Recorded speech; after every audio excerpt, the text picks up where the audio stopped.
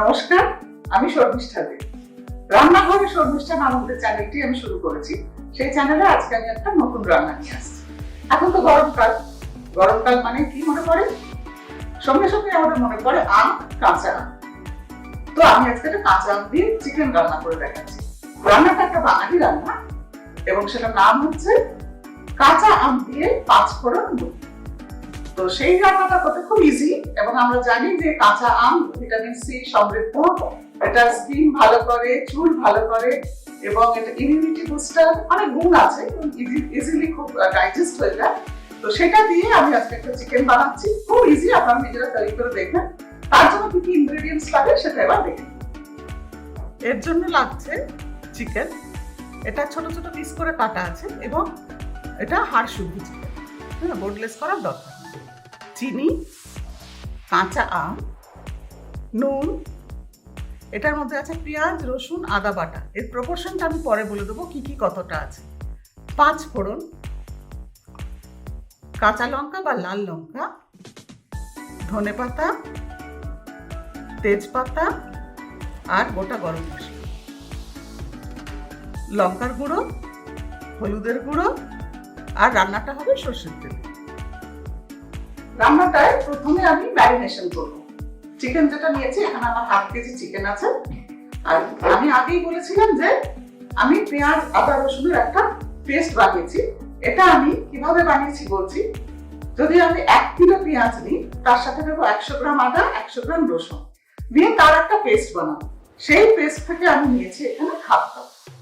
তাহলে বুঝতে পারছেন প্রপোর্শনটা। আমি এর মধ্যে পেস্ট বানিয়ে ছোট ছোট কন্টেনারে করে আমি ডিপ ফ্রিজে রেখে দিই এবং যখন যেটা দরকার হয় তখন সেটা বার করে নিই। আপনারা যদি পেস্ট বানাতে চান তাহলে এখানে 2 পেঁয়াজ, একটা ছোট রসুন আর 1 ইঞ্চি মতো আদা দিয়ে বেটে দেব। আচ্ছা, এবারে আমি এই চিকেনটার সাথে এই পেস্টের মশলাটা দিয়ে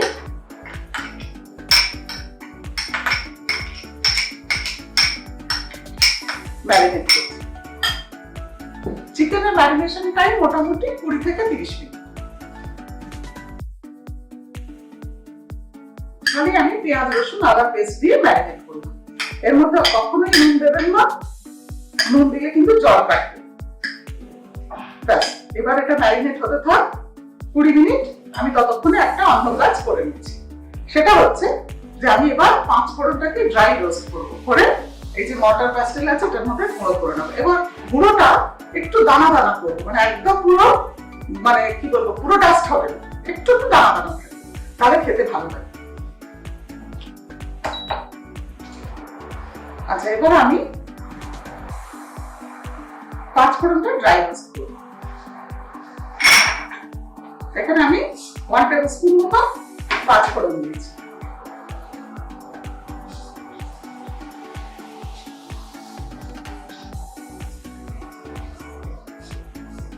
পাঁচ ফোড়নের একটা খুব সুন্দর সুগন্ধ বেরোলে তখন আমি ইন্ডাকশনটা অফ করে দেব।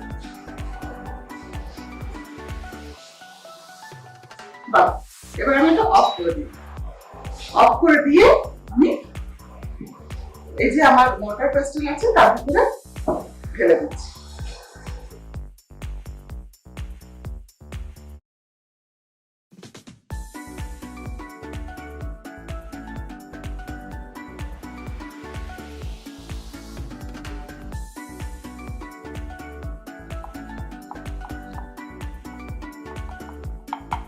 এবার আমরা মূল রান্নায় যাব।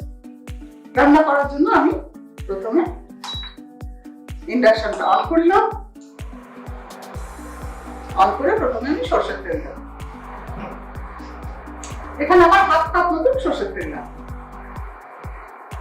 যেহেতু এটা বাঙালি রান্না, তাহলে বাঙালি রান্না আমরা সবসময় মোটামুটি সরষের তেল ইউজ করা পছন্দ করি।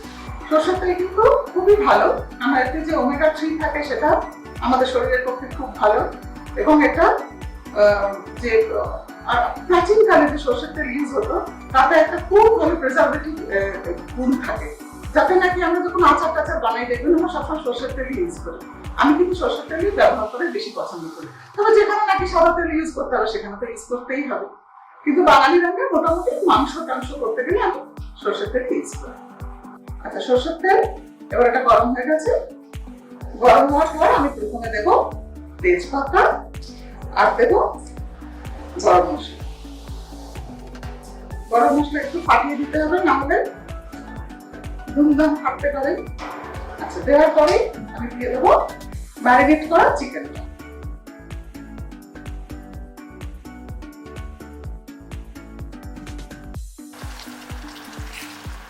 ম্যারিনেট করা চিকেনটা দিয়ে দিলাম। আচ্ছা, এবার আস্তে আস্তে করে আমার বাকি ইনগ্রেডিয়েন্টস গুলো অ্যাড করতে হবে।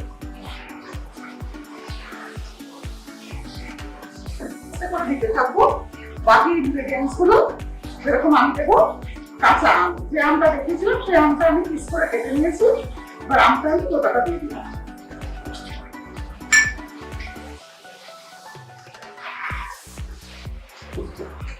আম দেওয়ার পর দেবো আমি একটু,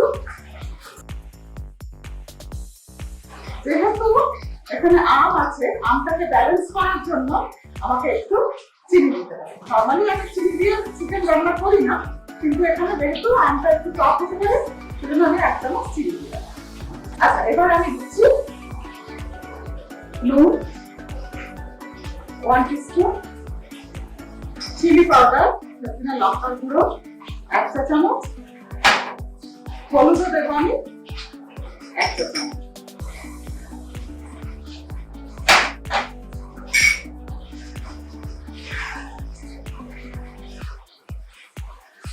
এবার ভালো করে মশলাটা কষতে হবে। সমস্ত মশলা কষে নিচ্ছি। এটা কিন্তু সাদা ভাত কিংবা লুচি পরোটা যেকোনো কিছুর সাথে খুবই ভালো লাগে। এই আমের সিজনে অবশ্যই কিন্তু একবার চেষ্টা করে দেখুন। আচ্ছা, রান্নাটা হতে হতে আপনাদের একটা সুখবর জানাই। সেটা হলো যে আমাদের এই চ্যানেলে একটা নতুন প্রতিযোগিতা শুরু হচ্ছে। প্রতিযোগিতাটা কি কি আছে আমি আপনাদের রুলসটা বলে দিচ্ছি। আমরা এই যে পুরো রান্নাটা করব, এই রান্নাটার মধ্যে থেকে একটা কোশ্চেন থাকে। আপনাদের যেটা করতে হবে, সেই কোশ্চেনের আনসারটা দিতে হবে এবং আপনাদের পছন্দ মতো যে কোনো একটা রান্নার রেসিপি আমাকে পাঠাতে হবে, আমাকে ইমেল করতে হবে। আমি ইমেল আইডিটা বলে দিচ্ছি, chefsharmishta@gmail.com। আবার আমি পরে আরেকবার রিপিট করে দেবো। একটা কোশ্চেন থাকবে, সেই কোশ্চেনের আনসারটা আপনাকে দিতে হবে এবং আপনাকে কি রান্না দেখছেন সেটা লিখতে হবে। আজকে আমি যে রান্নাটা করছি সেই রান্নাটার নাম এবং যে কোশ্চেনটা থাকবে তার আনসারটা দেবেন। তার সাথে আপনাদের একটা পছন্দসই রেসিপি দিতে। সেই রেসিপিটা যদি আমাদের মনে নিতে হয়, তাহলে আমার এখানে এসে আটা দিতে দিতে আমার সাথে রান্না করতে পারবেন। আর এই পুরো প্রতিযোগিতাটা স্পন্সর করছে রিনভ কুকওয়্যার। রিনভ কুকওয়্যারের নাম আপনারা নিশ্চয়ই শুনে থাকবেন, মাস্টার শেফ অফ ইন্ডিয়া তারা স্পন্সর করে। কাজে তার থেকে একটা গিফট আপনারা পাবেন। আর তাছাড়া আমার তো তরফ থেকে কিছু গিফট আছে, তাই জন্য মন দিয়ে কিন্তু রান্নাটা দেখতে হবে। আচ্ছা, এবারে আমি কি দেবো? আমি দেবো কাঁচা লঙ্কা।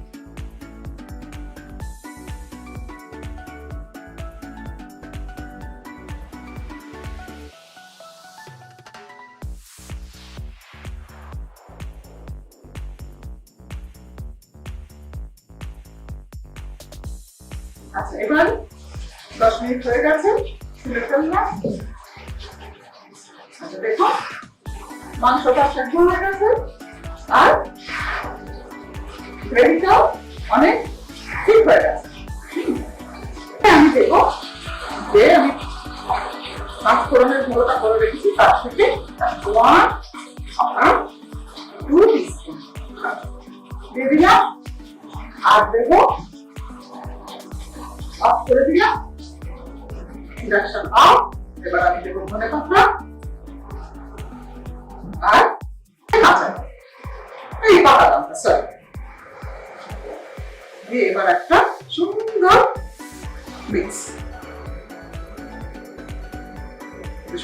মিক্স করে নিলাম। নিয়ে এবার দেখুন কি সুন্দর দেখতে হয়েছে। আপনারা তো দেখতেই পাবেন, খেতে পারবেন না, কিন্তু এটা ভীষণ একটা টেস্টি আইটেম। আচ্ছা, এবার আমি এটাকে প্লেটিং করব। আচ্ছা, এবারে আমি এটাকে একটা বোলে ট্রান্সফার করছি। আমি আগেই বলেছিলাম যেটা লুচি পরোটা, ভাত, পোলাও, যে কোনো কিছুর সাথে ভীষণ ভালো যাবে। আমি করলাম একটু ঝাল ঝাল, আপনারা একটু কম ঝাল দিয়েও করতে পারেন।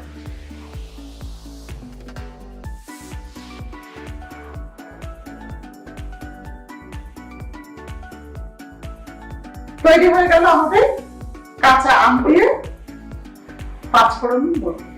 আপনারা কিন্তু অবশ্যই এটা ট্রাই করবেন, আর আমার চ্যানেলটা অবশ্যই দেখবেন, আর ফলো করবেন, সাবস্ক্রাইব করবেন, লাইক শেয়ার করবেন। রান্নাঘরে শর্মিষ্ঠা। কিন্তু আমি এবার সেই কোশ্চেনটা করবো, যে কোশ্চেনটা আমি বলেছিলাম করবো। আমি যে রান্নায় পাঁচফোড়ন ইউজ করেছি, পাঁচফোড়নে কটা মশলা থাকে, এটা হলো আজকের প্রশ্ন। এই প্রশ্নের যে উত্তরটা লিখবেন, তার সাথে আপনাদের নাম দেবেন, কন্ট্যাক্ট নাম্বার দেবেন এবং একটা আপনাদের পছন্দসই রেসিপি দেবেন, দিয়ে মেল করবেন chefsharmishta@gmail.com। তাহলে আজকের মতন আসি, ভালো থাকবেন সবাই, হ্যাপি কুকিং।